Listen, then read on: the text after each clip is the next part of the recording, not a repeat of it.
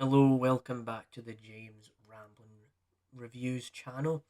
And today I'm going to be reviewing for you a movie that you're probably like, I wouldn't have saw that coming from you. And that is because today we're reviewing the 2025 film, The King of Kings.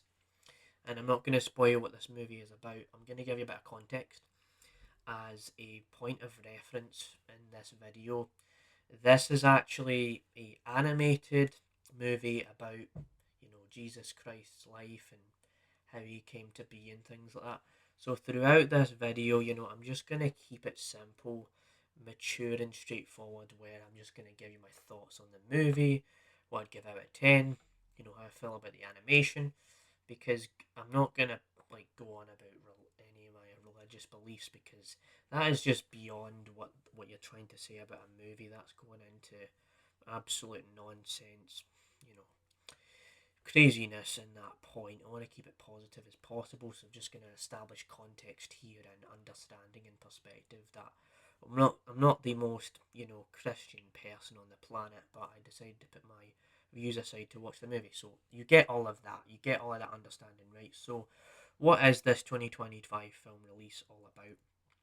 And so I'm not going to spoil this movie as it did come out on April 7th for the UK because Cineworld released it a bit earlier. And also, it was meant to come out on April 11th, but they're like, you know what, let's release it a little bit earlier to see what people, if they want to go and see it and stuff like that. Sometimes they do that with these movie releases. And so there's definitely all of that. So you have the story of Jesus Christ. It's told from the perspective of Charles Dickens, and I'm pretty sure it's actually also based on a novel about the life of Christ. So you get that with this movie. It's an hour and 44 minutes long. I remember it was like an hour and 40, hour and 44. I went to a 10:30 a.m. showing of this movie, and I cannot on YouTube describe why I had to go to the cinema so early because I've got a whole kind of different thing going on in my life lately, so we can't really go into that. But so I went at 10:30, right, and there was only just me and this other guy in the cinema, and you got the ads playing and stuff like that. And honestly, this movie, I'm gonna be honest into saying that I actually really did enjoy this film. It, even though there wasn't a packed audience or anything, it's enjoyable. It's actually got like 3D animation to it. I feel like the animation was really, really good. The voice acting was pretty impressive as well. I could actually tell that the person who voiced Jesus and these other characters really gave a shit about what they were saying and stuff like that. So I really did appreciate that about the film. And the soundtrack, I would say this is not always a thing I bring up in my reviews about soundtracks and music, but the more like the glorious music is like all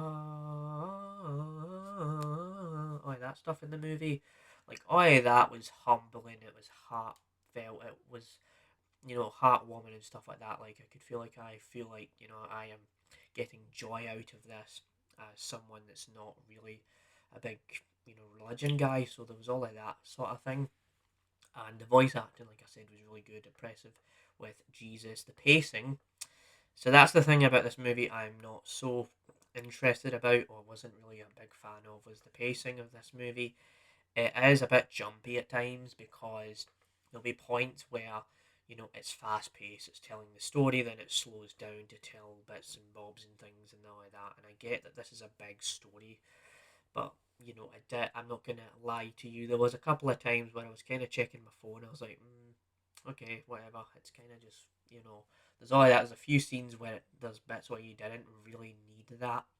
Like there is some funny humor, but especially, I'm not gonna spoil this, but just as an example here, there's a bit at the start of the movie where there's the kid, and there's this like kid friendly humor that gets repetitive, and I did remember that because it was like, okay, the movie's just kind of starting off, it's kind of got this thing happening, but as soon as you get yourself beyond the repetitive kid humor nature, you do start to get more invested in the story of Jesus Christ and stuff like that. So there's all of that to be considered. I'd probably give this a 6 out of 10.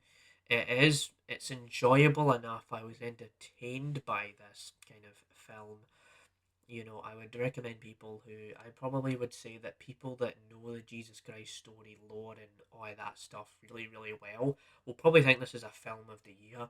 For me, I thought this was an above average sort of enjoyable enough, entertaining enough movie to the point where I can just put those religious reviews to the side and absolutely have a blast with the film.